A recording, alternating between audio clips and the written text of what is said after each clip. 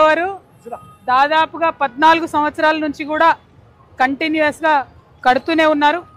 ప్రభుత్వాలు మారుతూ ఉన్నాయి కానీ ఉప్పల్ ప్రజల పరిస్థితులు అయితే మారడం లేదన్న విషయాన్ని మనందరం కూడా గమనించవచ్చు.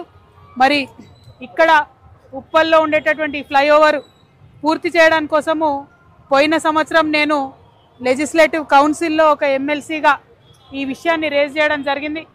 అప్పుడు కూడా కోమటిరెడ్డి వెంకటరెడ్డి గారు తొందరలో పూర్తి చేస్తాం మేము బీజేపీ కిషన్ రెడ్డి గారు మరి దగ్గరుండి కేంద్ర మంత్రి కాబట్టి దాన్ని పరిష్కారం చేయాలని నేను డిమాండ్ చేస్తున్నా. మరి ఈ ప్రాంత ఎంపీ అయినటువంటి ఈటెల రాజేంద్ర అన్న ఇక్కడికి రావాలి. మేము ఎట్లయితే వచ్చినామో అట్లా ఒకసారి మీరు వచ్చి చూస్తే ఈ కాంట్రాక్టర్లకు భయం ఉంటుంది. సెంట్రల్ గవర్నమెంట్తో అయ్యే ప్రాజెక్టు కాబట్టి ఎంపీ గారు శ్రద్ధ పెట్టాలని చెప్పి నేను డిమాండ్ చేస్తూ ఉన్నాను. మరి ఇక ఇన్నేళ్ళైనా ఇంకా కొనసాగుతూ ఉంది కాబట్టి ఇప్పటికన్నా దీనికి పరిష్కారం చూపించాలని చెప్పి మేము డిమాండ్ చేస్తున్నాం. ఇక్కడ బీజేపీ ఎంపీ గారు శ్రద్ధ పెట్టాలి. స్థానికంగా ఉన్న ఎమ్మెల్యే గారు అవసరమైతే ఇక్కడ కూర్చొని దీక్ష చేసి ధర్నా చేసి మరి గొడవ చేయాలి. దీన్ని త్వరితగతిన పూర్తి చేసుకోవాలి.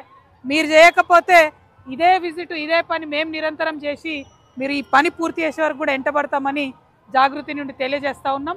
మరి మొత్తం మేడ్చల్ మల్కాజ్గిరి జిల్లా పర్యటన జాగృతి జనం బాట ఇవాళ ప్రారంభమైంది. ఇంకా 4 రోజులు ఈ పర్యటన జరుగుతుంది. అన్ని నియోజకవర్గాల్లో కూడా సాగుతుంది. కాబట్టి మరి జనం బాట కార్యక్రమానికి పెద్ద ఎత్తున మద్దతు ఇస్తున్న ప్రజలందరికీ ధన్యవాదాలు.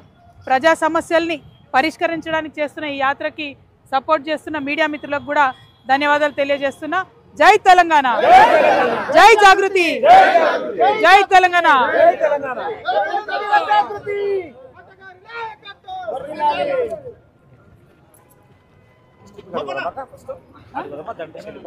మీ ఇష్టం.